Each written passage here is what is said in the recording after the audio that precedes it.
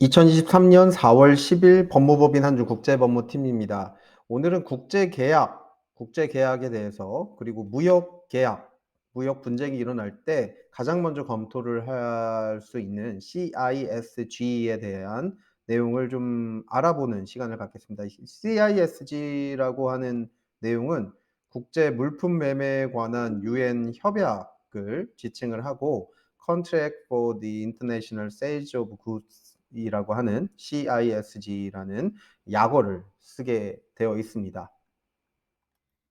일단 국제 분쟁 발생하고 해결할 때 그런 내용들을 이제 살펴볼 때 먼저 이제 당사자들끼리 체결한 계약서를 제일 먼저 이제 검토를 해야 될 것입니다. 그런데 계약서를 검토를 하다 보니까 중요한 사항이 누락이 되었거나 아니면 계약서 자체가 없는 경우에 그런 경우는 어떻게 하느냐?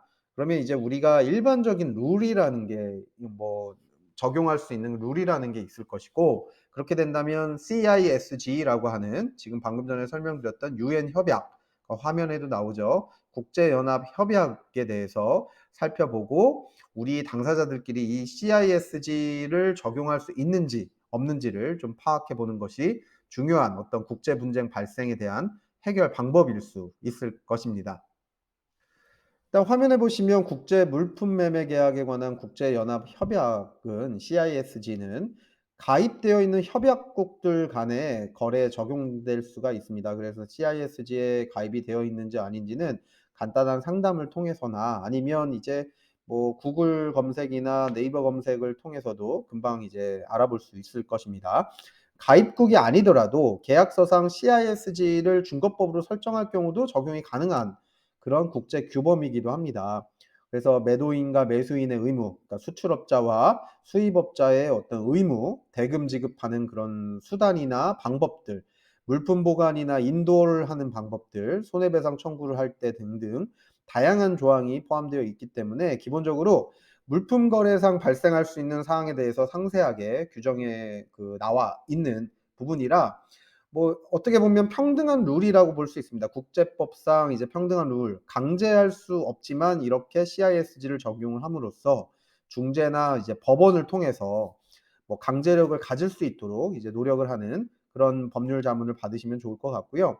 실제로 무역협회 키타를 통해서 저희 법무법인 한주 국제법무팀에 의뢰를 하셔서 상담을 의뢰를 하시고 뭐 절차도 진행했던 그런 사례가 있는데 좀 간단하게 설명을 드리면 상대 업체는 이제 중국 내에 있는 업체였습니다. 사기업이었고 우리나라의 업체에 어떤 우리나라 업체에서 이제 수출을 했는데 수출 대금을 미지급을 한 거예요. 돈을 안 줬습니다. 그래서 한국과 중국은 모두 이제 가입국에 대한 내용 CISG 체약국이기도 하고 그렇기 때문에 이제 당사자들이 맺은 계약서에 일단 준거법 설정이 안 되어 있었습니다. 그래서 CISG를 적용을 배제하겠다는 내용도 없기 때문에 기본적으로 우리가 유리하게 적용하려면 CISG 적용을 할 수가 있는 그런 상황이어서 CISG 제53조와 54조를 적용을 했고 이제 판례들을 덧붙여서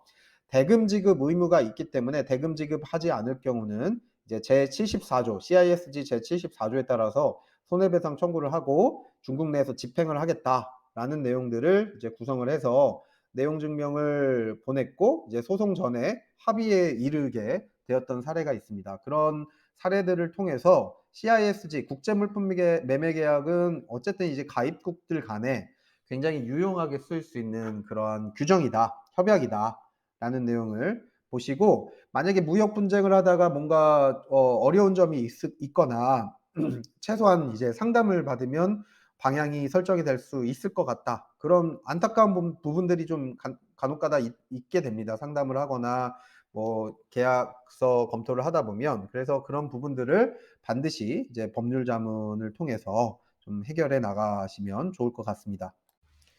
이렇게 CISG가 이제 국제 물품 계약의 분쟁을 해결하는 데 많이 이제 활용이 되는데 실제로 법무법인 한주 국제법무팀에서 5년, 6년 전에 이제 중재 소송을 해서 크게 승소한 사례가 있습니다. 거의 뭐 300만 불이 넘는 그러한 이제 성공 사례가 이제 있는데 그 상황을 좀 설명을 드려보면 일단 무역협회나 키타 통해서 상담을 했던 사례는 아니고 이제 독자적으로 한중국제법무팀에서 이제 건설사 한국에 있는 건설사가 이제 손해배상 청구를 해 달라.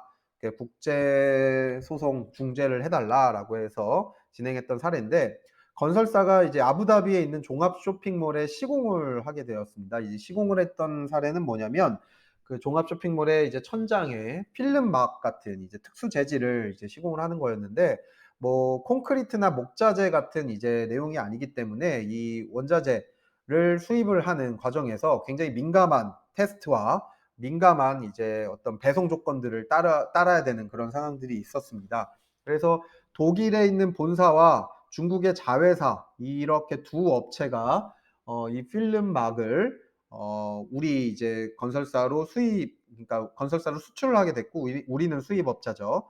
그렇게 됐는데 이 필름막을 시공을 다 하고 나니까 테스트를 거쳐서 시공을 다 했는데 문제가 생긴 거죠. 불량이 나타났고 이 불량에 대해서 어떻게 해결해야 되느냐.